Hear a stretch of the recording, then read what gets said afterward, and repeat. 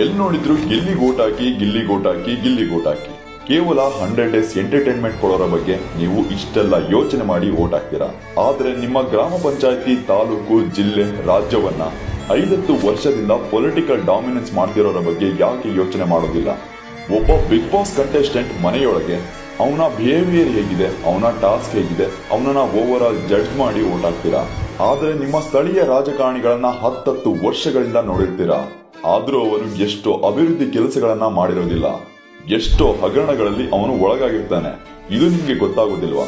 ಬೇರೆ ದೇಶಗಳಿಗೆ ಕಂಪೇರ್ ಮಾಡಿ ನಮ್ಮ ದೇಶ ಎಲ್ಲೂ ಕೂಡ ಡೆವಲಪ್ಮೆಂಟ್ ಆಗಿಲ್ಲ ಅಂತ ಹೇಳ್ತೀವಿ.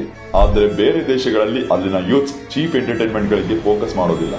ಬದಲಾಗಿ ಕ್ಲಿಯರ್ ಪೊಲಿಟಿಕಲ್ ವಿಷನ್ ಇರುವ ಲೀಡರ್ ಮೇಲೆ ಫೋಕಸ್ ಮಾಡ್ತಾರೆ. Entertainment should be part of our life. But ಈಗಿನ ಯೂತ್ಸ್ ಎಂಟರ್ಟೈನ್ಮೆಂಟ್ ಅನ್ನ ಲೈಫ್ ಆಗಿ ಮಾಡ್ಕೊಂಡಿದ್ದಾರೆ. ಬಡಮನೆಯಿಂದ ಬಂದಿರುವ ಕಲಾವಿದ ಗಿಲ್ಲಿ ಬಿಗ್ ಬಾಸ್ ನಲ್ಲಿ ಗೆಲ್ಬೇಕು, ಆದ್ರೆ ಬಡವರನ್ನ ಉದ್ಧಾರ ಮಾಡಬೇಕು ಅಂತ ಅಂದುಕೊಂಡಿರೋ ಎಷ್ಟೋ ಯೂತ್ಸ್ ಪೊಲಿಟಿಕಲ್ ಲೀಡರ್ ಆಗಿ ಗೆಲ್ಬೇಕು. ಹೌದಲ್ವಾ?